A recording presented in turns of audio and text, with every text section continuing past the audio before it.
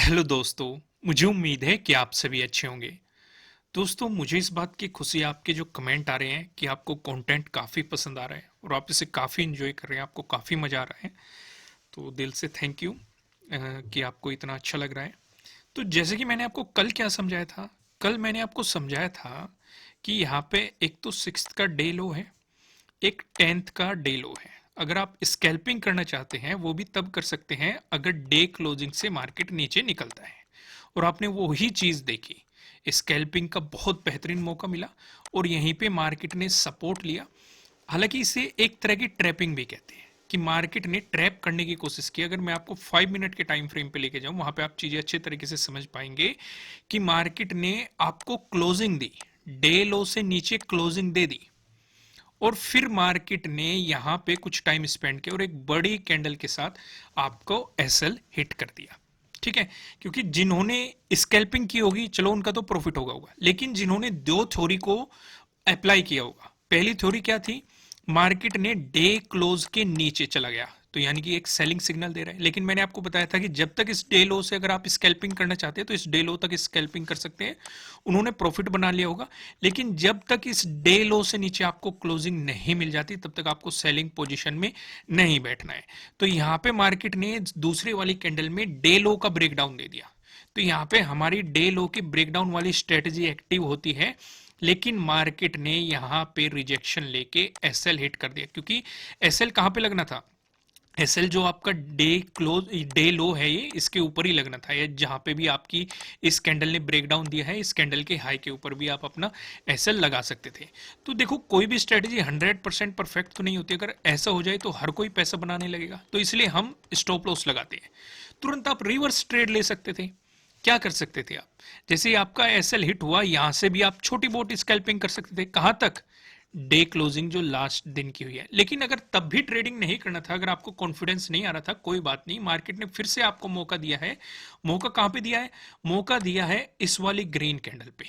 क्यों मौका दिया है कि यहां पे आप देखेंगे जो प्रीवियस डे क्लोज है उससे ऊपर आपको ब्रेकआउट मिल गया। साथ ही साथ मार्केट ने जो इसका ये जो गिरावट आई थी इसका रीटेस्ट भी कर लिया है। तो यहाँ पे कई चीजें एक्टिव होती है और साथ ही साथ अगर आप देखेंगे जो ये स्विंग बन रहा था आपको इसका भी ब्रेकआउट मिल रहा है। तो यहां से आपको एक अपॉर्चुनिटी सीधे सीधे क्रिएट हो रही थी और अपॉर्चुनिटी ज्यादा बड़ी नहीं थी, वो यहीं तक थी जो आप इस कैंडल का हाई लगा हुआ है। ठीक है, अभी मैं आपको सारी चीजें एक्सप्लेन करूंगा कि मैं ऐसा क्यों कह रहा हूं, क्योंकि कल के दिन भी काफी इंटरेस्टिंग चीजें होने वाली हैं। और सबसे बड़ी समझने लायक हमारी ये बात है जो यहाँ पे एसएल हिट हुआ है, जितने भी लोगों का यहाँ पे स्टॉप लॉस मार्केट ने खाया होगा कि ऐसा क्या हो रहा है मार्केट में। अगर हम इन चीजों को देखें ध्यान से, अगर आप ऑब्जर्व करेंगे तो आपको कुछ चीजें दिखाई देगी। सिक्स्थ को मार्केट इसी जोन में आया, रिजेक्शन लेके ऊपर चला गया। 10th को मार्केट इसी जोन में आया और यहीं पे रिजेक्शन लेता रहा। 11th को यानी कि आज मार्केट इसी जोन में रिजेक्शन लेके ऊपर चला गया। यानी कि इस जोन में कुछ तो खास बात है। इस तरह के जोन को हम क्या कहते हैं, सप्लाई जोन, जो ब्रेकडाउन होने पे हमें बड़े मोमेंटम देते हैं, या फिर जब मार्केट यहां पे आता है बड़े बाउंस भी कर जाते हैं। तो जैसा भी हम यहाँ पे प्राइस एक्शन क्रिएट होता है उसी के अकॉर्डिंग हम यहाँ पे पोजीशन बना लेते हैं। ये चीजें मैं आपको समझाऊंगा 1 डे के टाइम फ्रेम पे। चलो पहले यही समझा लेते हैं, फिर बाद में डिस्कशन करेंगे कि गैप अप पे हमें क्या स्ट्रेटेजी रहनी चाहिए, गैप डाउन पे स्ट्रेटेजी क्या रहनी चाहिए। क्योंकि कल के दिन है एक्सपायरी, प्रीमियम होगा काफी सस्ता। तो इजीली अगर आप थोड़ा सा दिमाग लगाएंगे इजीली अपने प्रीमियम को डबल भी कर सकते हो, अगर प्रॉपर तरीके से लेवल को समझेंगे, डे क्लोज को समझेंगे, डे हाई को समझेंगे, डे लो को समझेंगे, सारी चीजें अगर आप समझेंगे, यहाँ पे हमारा एक पैटर्न भी क्रिएट हो रहा है, एक रेंज भी क्रिएट हो रही है। अगर आप ध्यान से देखेंगे मार्केट इस रेंज को फॉलो करता हुआ चल रहा है। ऊपर की तरफ हमें रेजिस्टेंस दिखाई दे रहा है, नीचे की तरफ हमें सपोर्ट दिखाई दे रहा है। तो जिधर भी इसका ब्रेकआउट आएगा चलो हम सारी चीजों का डिस्कशन करेंगे, लेकिन पहले जो जरूरी है मैं आपको 1 डे के टाइम फ्रेम पे कुछ चीजें ऑब्जर्व करते हैं। हम यहाँ पे ऑब्जर्व करने लायक चीजें क्या है, आप ये देखो। मैं यहाँ पे एक लाइन ड्रॉ कर लेता हूं सबसे पहले। ये हो गई हमारी लाइन। ओके, अब इस लाइन को ड्रॉ करने का रीजन क्या है, ध्यान से समझो। इसी जोन से जब मार्केट सितंबर में आ रहा था हमें ऊपर की तरफ रिजेक्शन देखने को मिल रही थी ऊपर से, यानी कि यहां पे सेलर्स बैठे हुए थे जो मार्केट को नीचे की तरफ पुश कर रहे थे और मार्केट में हमें गिरावट भी देखने को मिली है। लेकिन जब से इसका ब्रेकआउट मिला है तो इसे इस सप्लाई जोन में हमें बायर्स एक्टिव होते हुए दिखाई दे रहे हैं। इस तरह के जोन को हम सप्लाई जोन कहते हैं, जहां पे मार्केट बार बार बाउंस करता रहता है। आप यहां पे देखेंगे कि यहां पे भी हमें रिजेक्शन देखने को मिले थे, फिर मार्केट ने यहां पे ब्रेकडाउन देने की कोशिश की थी, लेकिन बायर एक्टिव होकर इसे ऊपर ले गए थे। और यहां पे 3 कैंडल को देखो, आपको लोअर शैडो दिखाई देगी, जिनका डिस्कशन मैंने अभी वीडियो की शुरुआत में की, कि आपको इस दिन भी रिजेक्शन देखने को मिला, इस दिन भी रिजेक्शन देखने को मिला, इस दिन भी रिजेक्शन देखने को मिला। तो यानी कि यहां से हमें एक बात तो समझ में आती है कि इस जोन में बैठे हुए हैं बायर्स। तो हमें क्या करना है, अगर मार्केट में नेगेटिव मोमेंटम आया और हमने सेलिंग पोजीशन बना रखी है, तो जैसे ही मार्केट इस जोन के पास आएगा, हम आंख बंद करके अपना प्रॉफिट बुक कर लेंगे। ये सोचने के ही नहीं है कि मार्केट इसका ब्रेकडाउन देगा, क्योंकि वो देखो देने को ब्रेकडाउन भी दे सकता है, लेकिन अगर यहां से एकदम से ही बाउंस लेगा, जो कि हमें बार बार देखने को मिला है, आज देखने को मिला है, मैं भी आपको दिखाता हूं, जरूरी है। इस वाली कैंडल को देखो, ये कितनी बड़ी कैंडल बनी है, ग्रीन वाली कैंडल को मैं कह रहा हूं, कितनी बड़ी, यानी कि बायर्स एकदम से ही लेंगे, यानी कि आपका सारा प्रीमियम एकदम से खा जाएंगे। तो बेहतर क्या है, समझदारी ये होती है। इसलिए मैंने कहा था कि स्कैल्पिंग अगर आप करोगे, सिर्फ डे लो तक करना, और जिन्होंने उस थ्योरी को फॉलो करा होगा, उन्होंने प्रॉफिट भी बना लिया होगा इजीली, काफी अच्छा खासा स्कैल्पिंग में प्रॉफिट निकाल लिया होगा। स्कैल्पिंग की मैं आपको जल्द ही स्ट्रेटजीज प्रोवाइड करूंगा, बेफिक्र रहिए, सारी चीज़ों का हम डिस्कशन करेंगे। और मैंने कल सर्वे भी लिया था कि आप कोर्स चाहते हैं कि नहीं चाहते हैं, तो काफ़ी लोगों ने मतलब पॉजिटिव रहा रेस्पॉन्स, यानी कि 95% लोगों ने कहा है कि हम कोर्स चाहते हैं। तो हमारी टीम उस पर भी काम कर रहे हैं, जल्दी आपको वो फैसिलिटी भी हम प्रोवाइड करेंगे, क्योंकि आपके कंटेंट मतलब आपके कमेंट से ही हमें पता चलता है कि आपको क्या चीजें पसंद आ रही है, क्योंकि मेन चीज वो होती है कि आप प्रॉफिट बना सके। आपको कौन क्या समझा रहा है, किस तरीके से आपकी चीजें समझ में आ रही है, या किस तरीके से हम मार्केट को देखते हैं, हमारे नजरिए देखने के नजरिए से आपको मार्केट अच्छा लग रहा है कि नहीं। क्योंकि टीचर्स बहुत होते हैं, लेकिन किसी टीचर का पढ़ाना हमें अच्छा लगता है, किसी का नहीं लगता, किसी का समझ में आता है, किसी का नहीं समझ में आता। तो कोई बात नहीं, हम यहाँ पे देख रहे थे, इस वाली कैंडल पे हम फोकस कर रहे थे, यहीं पे फोकस करते हैं। रिजेक्शन हमें देखने को मिला, तो यहां से हमें क्या समझ में आया, यहां से हमें एक बात समझ में आई, इस जोन में आते ही प्रॉफिट बुक कर लो, भले ही ब्रेकडाउन हो जाए तो हम दोबारा से एंट्री कर लेंगे। लेकिन यहाँ पे भी एक कैच है, एक ट्विस्ट है, जो आपके मन में सवाल उठ सकता है, और कई बार आपने देखा भी होगा। मार्केट अचानक से ब्रेकडाउन अगर सीधा दे रहा है, तो ट्रेडिंग नहीं करनी है, जैसे आज हुआ। देखो ये भी चीजें एक्सपीरियंस से आती है, क्योंकि ये एक्सपीरियंस आज आपकी लिस्ट में भी जुड़ जाना चाहिए। इसलिए तो मैं आपको यहां पे चीजें याद दिलाता हूं। अगर देखो इसका ब्रेकडाउन एकदम से होगा, स्कैल्पिंग के लिए बेहतर था अगर एकदम से किसी लेवल का ब्रेकडाउन हो रहा है, इसका मतलब है दाल में कुछ ना कुछ तो काला है, यानी कि एक तरह का ट्रैप। क्योंकि लोग भागेंगे कि ब्रेकडाउन हो गया, क्लोजिंग हो गई, लोग यहां पे तुरंत सेलिंग पोजीशन बनाएंगे, एसएल इसके ऊपर डाल देंगे, और जैसे ही मार्केट आएगा, एसएल हिट होते ही वो तुरंत ऑर्डर बाई में चला जाएगा, बाई में जाते ही वो एकदम से मार्केट को बाउंस कर देगा। तो समझ रहे हो ना। तो बेहतर तरीका क्या होता है, मान लो ये सपोर्ट लेवल था, ठीक है, आपने स्कैल्पिंग करके प्रॉफिट बनाया, कोई बात नहीं, अगर नहीं बनाया कोई बात नहीं, मार्केट आया और यहीं पे ही कुछ टाइम स्पेंड करता, फिर ब्रेकडाउन देता, ये एक प्लस पॉइंट होता, यानी कि बेहतर तरीका होता है। अगर सीधे ही मार्केट आके ब्रेकडाउन दे रहा है, तो ऐसी चीजों को आपको अवॉइड करना चाहिए, क्योंकि आपने एक बात सुनी होगी, चलती हुई ट्रेन में चढ़ना समझदारी नहीं होती, क्योंकि आप गिर के उसके नीचे भी आ सकते हैं, और नीचे आ गए तो सब कुछ खत्म। तो नीचे आने से यहाँ क्या मतलब है, आपकी कैपिटल से है, कि चलती ट्रेन में अगर आप अपनी कैपिटल को रखने की कोशिश करोगे, तो वो कब रिवर्स हो जाएगी आपको भी पता नहीं चलेगा। एक ही कैंडल ने रिवर्स कर दी होगी, एकदम से बाउंस आ गया। या फिर क्या होता है, मान लो चलो मार्केट ने पहली ही कैंडल में इसका ब्रेकडाउन दे दिया, तो क्या हमें एंट्री लेनी चाहिए? नहीं। एंट्री कब लेनी चाहिए? एंट्री तब लेनी चाहिए मार्केट आए, इसे रिटेस्ट करे, फिर मोमेंटम दिखाए, तब आप एंट्री ले सकते हैं। या फिर ब्रेकडाउन देके यहीं पे कुछ टाइम स्पेंड करे, फिर ब्रेकडाउन दे, तब आप एंट्री ले सकते हैं। क्लियर है? जैसे आप यहीं पे एग्जांपल ले सकते हैं, जैसे इस जोन पे मार्केट टाइम स्पेंड कर रहा है, तो जिधर भी ब्रेकआउट मिल जाए या ब्रेकडाउन मिल जाए, हमारे लिए वो प्लस पॉइंट रहेगा, क्योंकि मार्केट ने इन लेवल को बार बार टेस्ट कर रहा है। एक बार बार यहाँ पे मार्केट एक मोमेंटम दिखाने की कोशिश कर रहा है, बायर्स ऊपर नीचे जाने से रोक रहे हैं, सेलर्स ऊपर जाने से रोक रहे हैं, तो हमें यही मोमेंटम पकड़ने होते हैं। क्लियर है? तो यहाँ पे आपका एक डाउट और क्लियर होगा कि जब हमारा ब्रेकडाउन हो चुका है, हमारी थ्योरी काम कर रही है, तो मार्केट में रिवर्सल क्यों आया, ये आपको समझ में आ गया होगा कि एकदम से इतना बड़ा बाउंस क्यों आया, और इस तरह की सिचुएशन में हमें क्या करना चाहिए, क्यों टाइम देना चाहिए हमें मार्केट को कि मार्केट कुछ टाइम रुक के चले। यहाँ तक चीजें समझ में आई। देखो वन डे के टाइम फ्रेम पे मैं जो आपको समझाना चाह रहा था वो भी क्लियर है, सारी चीजें समझ में आ रही है। अगर इस लेवल का ब्रेकडाउन आता है, एक चीज और डिस्कस कर लेते हैं जो कि हमने कल भी डिस्कस की थी, तो फिर मार्केट इनके लो तक आता हुआ दिखाई देगा या फिर 41,500 के जोन तक आपको आता हुआ दिखाई देगा, क्योंकि उसके बाद ये एक इंपॉर्टेंट सपोर्ट होने वाला है। यहाँ पे भी आप देखेंगे मजबूत रिजेक्शन हमें देखने को मिलेगा। यहाँ पे पहले एक मजबूत रेजिस्टेंस बना रहा था और यहाँ पे एक सपोर्ट लेके मार्केट जा भी चुका है। ये भी चीजें हमें यहाँ पे दिखाई दे रही है।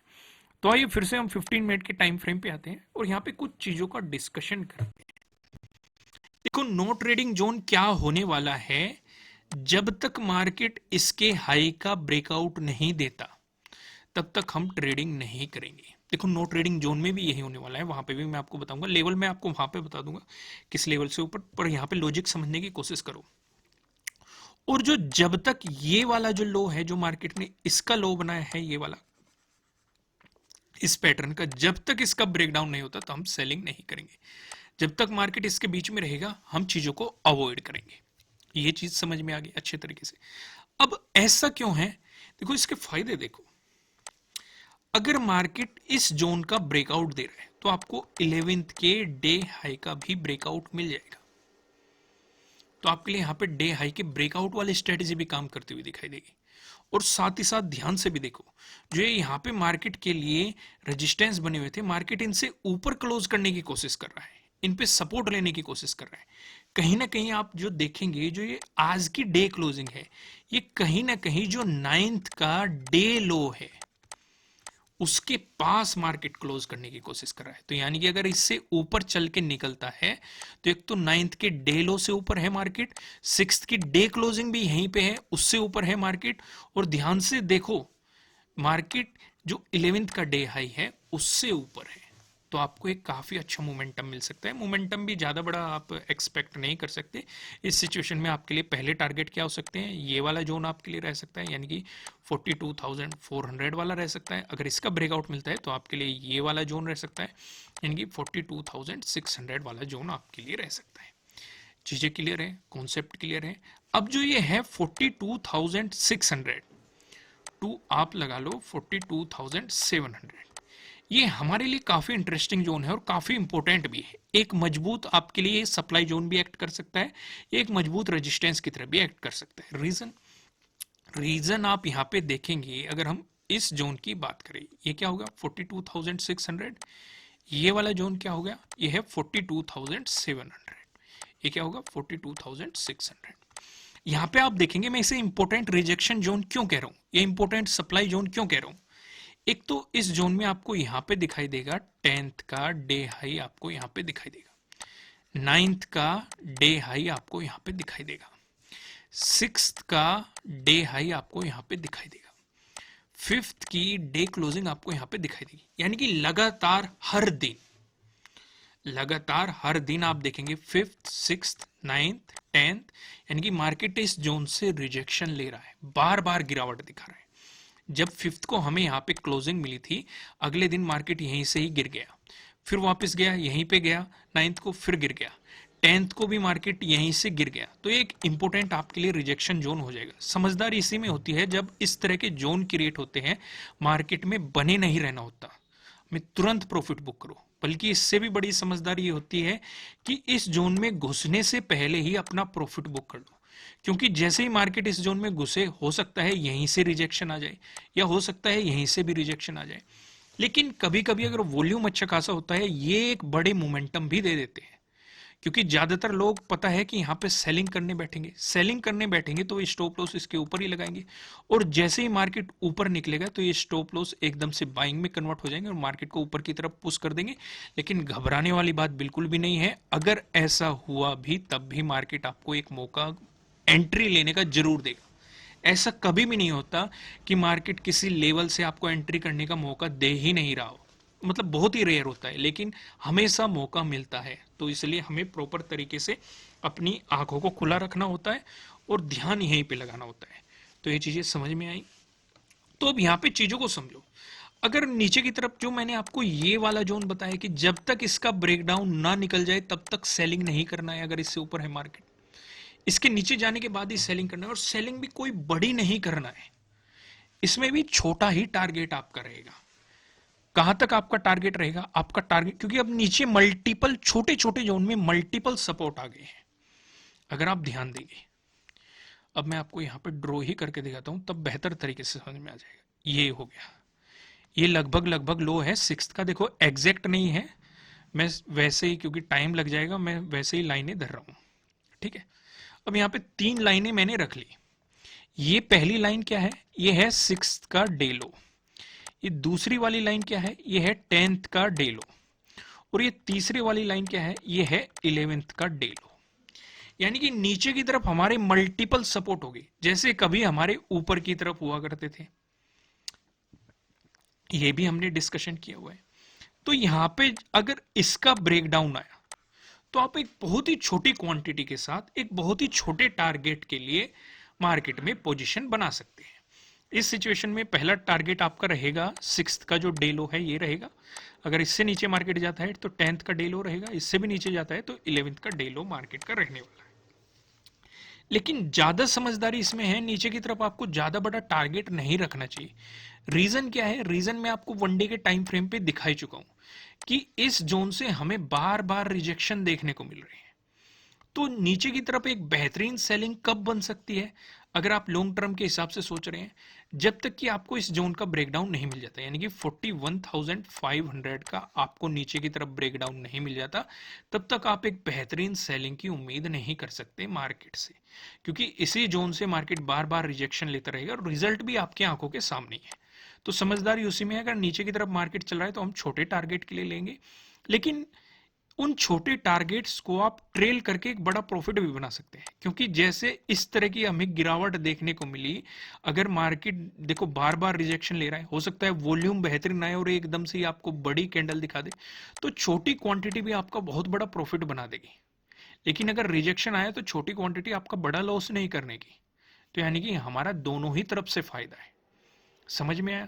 देखो दोस्तों, वीडियो थोड़ी सी लंबी हो जाती है, पर लेकिन कुछ हम बेफालतू की मतलब चीज़ें भी डिस्कस नहीं करते, काम की डिस्कस करते हैं। उम्मीद है आप इस चीज़ को रिलेट कर पाओगे कि वीडियो मतलब लंबी होने से आपको कोई प्रॉब्लम नहीं है। उम्मीद है जो भी मैं डिस्कस कर रहा हूँ वो आपके कुछ ना कुछ काम का होगा और आप उस चीज़ों को रिलेट कर पा रहे होंगे, क्योंकि जब हम अपना एक्सपीरियंस आपको देने की कोशिश करते हैं तो उसमें बहुत बातें होती हैं। मतलब एक छोटी 5 मिनट की वीडियो भी बन सकती है, उसमें बस हमने बता दिया डे लो से नीचे निकला बाई कर लो, यहाँ से नीचे गया बाई कर लो, यहाँ से ऊपर गया सेल कर लो, लेकिन आपको सीखने को कुछ नहीं मिला कि हम ऐसा क्यों कह रहे हैं। लेकिन जब हम इतना डिटेल में डिस्कस करते हैं, आप इन्हें एक बार देखोगे, 2 बार देखोगे, 5 बार देखोगे, 10 बार देखोगे, फिर ये आपके दिमाग में चीजें फीड होनी शुरू हो जाती है। ये चीजें आप भी मार्केट में देखने लगते हो, आपको भी दिखाई देने लगती है। उम्मीद है जो जुड़े होंगे मेरे से पहले से, वो ये चीजें रिलेट कर पा रहे होंगे और इन चीजों को देख पा रहे होंगे। उम्मीद है आपको बड़ी वीडियो से कोई दिक्कत नहीं होनी चाहिए।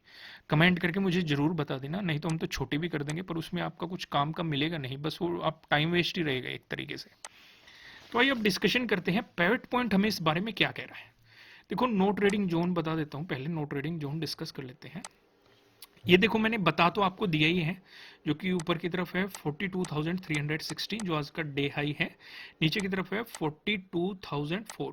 अब 42,000 ही मान के चल सकते हैं कि इस जोन से नीचे निकलना चाहिए। ठीक है, नीचे की तरफ ज़्यादा बड़ा टारगेट नहीं लेके चलना है, मल्टीपल सपोर्ट है। आप एक छोटी मोटी क्वांटिटी के साथ स्कैल्पिंग कर सकते हैं, ये एक छोटी मोटी क्वांटिटी के साथ मार्केट में बने रह सकते हैं। इसके नीचे ब्रेकडाउन होने के बाद फिर भी आप एक टारगेट लेके चल सकते हैं 41,500 तक आप लेके चल सकते हैं। अगर मार्केट 11th के डे लो से नीचे जाता है, प्राइस सस्टेन करता है, इसके ब्रेकडाउन के बाद आपको बड़ी टारगेट मिलेगी, जो कि मैं आपको वनडे के टाइम फ्रेम पे डिस्कस कर ही चुका हूँ। आइए अब हम पिवट पॉइंट पे एक नजर डाल लेते हैं। अगर बैंक निफ्टी में आपको एक पॉजिटिव मोमेंटम देखने को मिला, उस सिचुएशन पे जो हमें पहला रेजिस्टेंस नजर आ रहा है ये 42,502 पे नजर आ रहा है।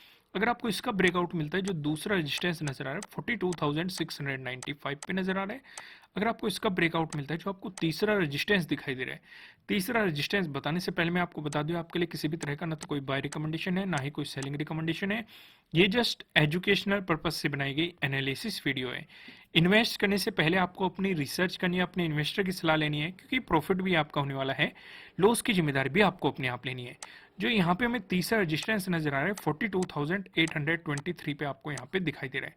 वहीं बात करें बैंक निफ्टी में, अगर आपको देखने को मिला एक नेगेटिव मोमेंटम, उस सिचुएशन पे जो पहला सपोर्ट नजर आ रहा है 41,853 पे नजर आ रहा है।